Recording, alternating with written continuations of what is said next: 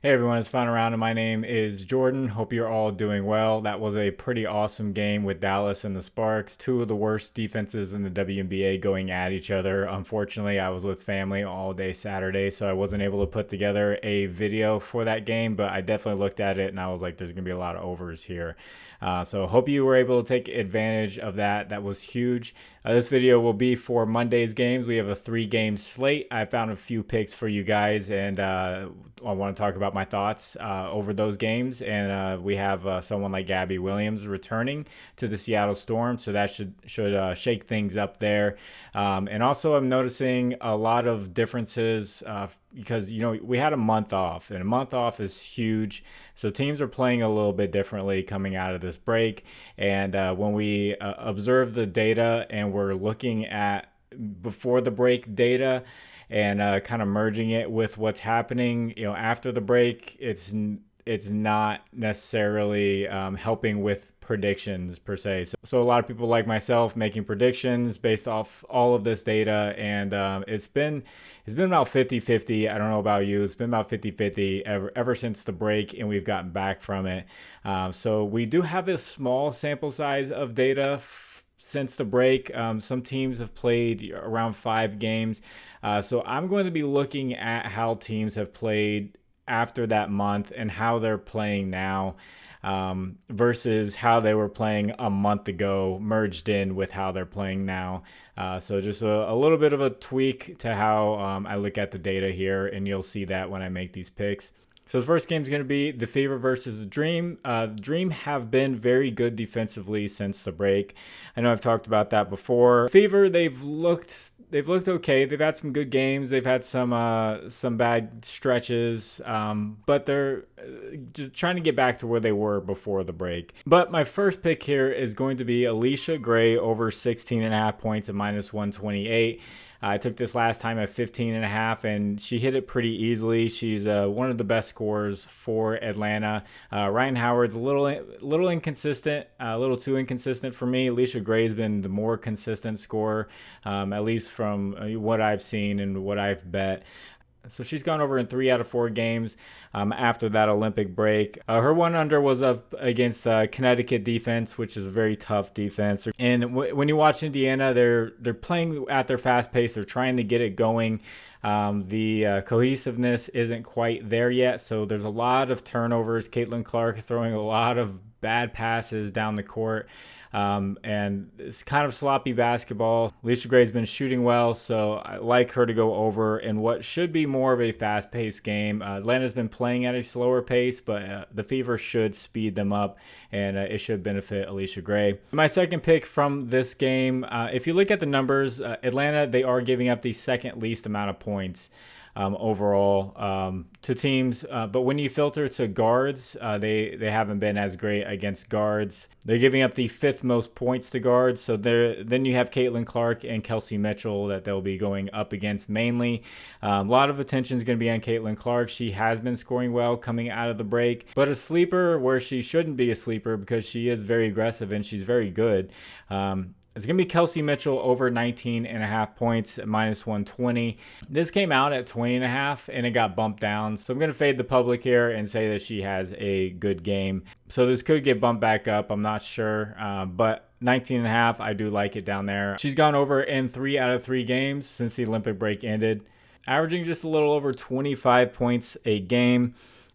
Historically, this season, she's had 24 points and 18 points against Atlanta. And she's also averaging 10 3-point attempts a game over these past 3 games.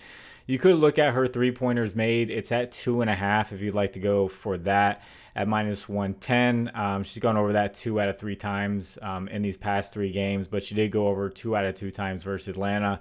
The volume is definitely there for her to score, and she's not just a 3-point shooter. She will drive, and she can create her own shot. She's very good at that, and she's also very good at backdoor cuts and getting layups that way. So I do like Kelsey Mitchell in this matchup against Atlanta, who has struggled versus guards. So if you guys could, please like the video, and if you haven't, please subscribe to the channel. If you have a little bit of extra time, could you just leave a comment? You just put a number. or anything, you just say hello. It doesn't matter. And also, if you've been thinking about trying out a sportsbook and you want to give one a try, I have links in the description for these sportsbooks on the screen, and it'll give you their sign up promo. So appreciate it very much if you use that link. So this next pick, let's get into the Liberty and Mercury game. So Mercury haven't been too great defensively. They're giving up a lot of stuff in a lot of categories, mainly against guards. They're struggling against guards. If Sabrina was healthy, I would definitely take her points. She had a neck injury. I didn't know how bad it was. She was out for 2 games and then she returned. She played a few less minutes than she normally does in that last game, and she shot very poorly. Breanna Stewart's kind of been up and down versus the Mercury, and so has Jonquel Jones. I was looking at Jonquel Jones points plus rebounds if you want to take a look at that. She's definitely been getting the rebounds. She just hasn't historically against the Mercury, but she has lately. So points plus rebounds was one I was going to go with. I just couldn't pull the trigger just because of the way she's been scoring as of late. But one play that I settled in on this game is Natasha Cloud under 21.5 points, rebounds, and assist. If you want one line, I would go under on her assist, which is at 6.5. I know I took the under last time and she got her 7th assist with 10 seconds left. That's kind of a fluke play where they're playing the foul game and they were going to foul whoever Cloud threw it to, but they just let Copper get in there for a layup, and she got the assist from the inbounds, which you rarely see. You normally see a player try to run the clock out and they get free throws. So just one specific line you could go with under assist, but she has been shooting very poorly since the Olympic break had ended. Liberty coming out of the break have been great defensively, giving up the least points, the 2nd least assists, and the 3rd least rebounds. And Cloud had one good shooting game that was up against Indiana. And Indiana, they're giving up the 3rd most points, and that's why I'm going with Alicia Gray for her points. And Cloud has played them twice this year. She did go over one time. Brittany Griner wasn't in that game, so she took 17 shots. But with Brittany Griner, her volume goes down dramatically, and she shoots around 9 to 10 shots. So after the Olympic break, she's shooting 32% from the field. And if you take away that Indiana Fever game where she shot okay, she shot 14%, 29%, 25%, and 22%. She is not shooting well. She hasn't been getting the assists. She had one big rebound game there, but mainly she's gone under in 4 out of 5 games since the Olympic break. And it's just a brutal matchup for her to go over 21.5 points, rebounds, and assists, and that's at -128. Before I get into this last pick, I want to shout out my partners for the pick 'em apps. It's Underdog Fantasy, Sleeper, ParlayPlay, and ChalkBoard. Use promo code FINDAROUND11 on any of these. They'll match your first deposit. Underdog's doing up to $1,000 deposit match right now. The rest of them will do up to $100. So if you haven't checked those out and you want to get away from Prizepicks, there's links in the description that'll take you straight there with the promo code. And thank you to anyone who uses those. So this last game is the Washington Mystics versus the Seattle Storm. The last game the Storm played was against the Mystics, but we have a little twist here. Gabby Williams will be returning. Gabby Williams was the star for the French team that got the silver medal in the Olympics. She took the USA team to the brink and almost beat them. She is mainly known for her defense, but she can definitely score as well. So this is going to affect the volume shooting for all of the Storm players. I think Jewel Lloyd's still going to get hers. I think it's going to affect mostly Skylar Diggins-Smith, who's been taking like 15 plus shots ever since the Olympic break ended. She's been taking a lot of shots. I think that's going to hurt her a little bit, and I think it's going to help Skylar Diggins assist. It's just a theory. I'm not 100% sure. Skylar Diggins has got 5, 5, 5, 5 ever since that break, and she needs 6 assists to go over her line. I have a feeling this might be the one where she gets more passive because Gabby's there and she's gonna want to get her the ball. And Gabby probably will be on a slight minutes restriction. That's not confirmed or anything. I'm just saying because she's had a little bit of time off, but she did play in the Olympics and she looked great. So my thought process here with this game, the Seattle Storm defensively are going to be amazing. They're going to get much better, and they already were very good. And the Washington Mystics, and they have Brittany Sykes, who had a really good game against the Sparks, but we just saw the Sparks give up over 100 points to Dallas. Sparks defense is not good, so I'm not sure what to do with Brittany Sykes there. They kept their line right where it was at. I'm not going to mess with Sykes. And then there's Shakira Austin, who had a really good game against Seattle. I think she might be the better look out of Washington because Gabby Williams is a guard.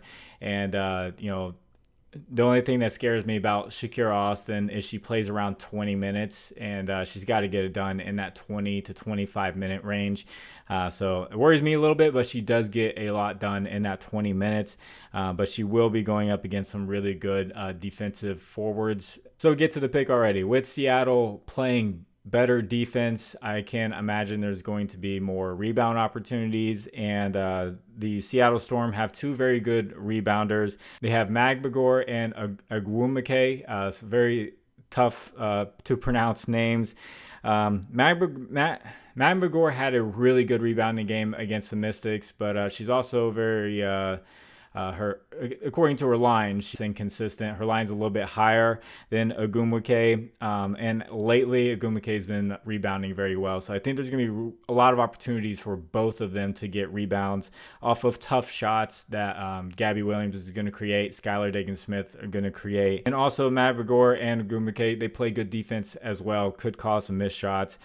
So I do like Agumwike over 7.5 rebounds at -130. She's gone over in 2 out of 3 games since the break had ended, and she had 8 rebounds in the game against Washington. So she's been playing around 35 minutes over the past few games. Some games she plays under 30 minutes, and I filtered with Outlier to when she plays 30 plus minutes, and she hits the 70% of the time when she plays 30 plus minutes. So hopefully Washington can keep it within range where she doesn't have to sit.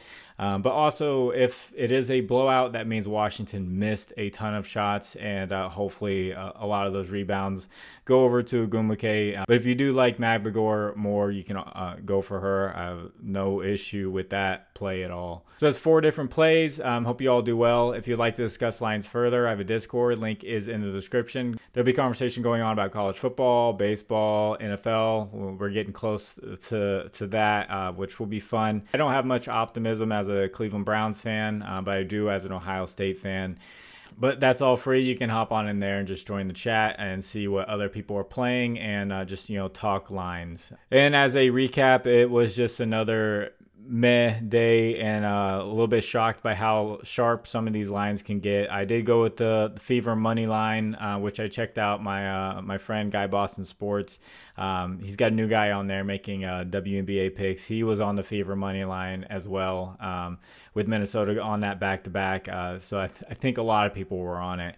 And they ended up losing. They came close, and then they kind of lost it near the end. Caitlin Clark hit her over 28.5 points plus assist right near the end of the game. She got an and one.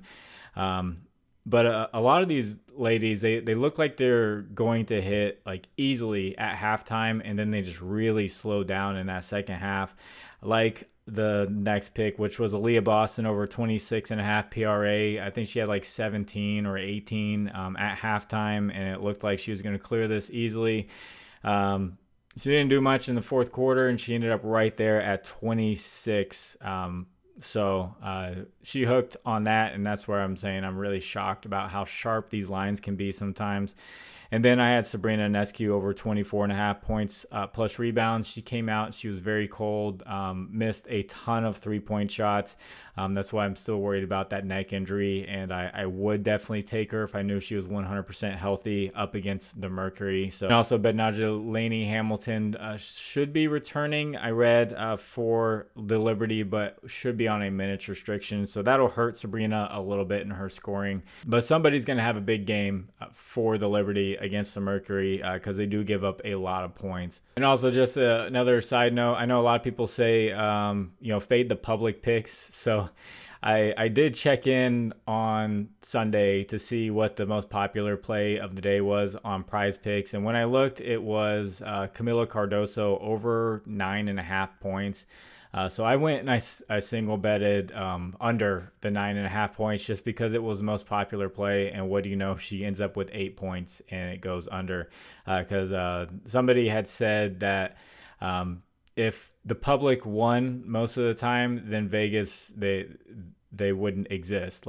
So the public loses most of the time, and that's how Vegas lives on. So I don't see those lines. I don't see what the public picks are when I make these videos because I do them so early. So if you see one of my picks and you're like, oh man, this is a public play, and go ahead and just fade it.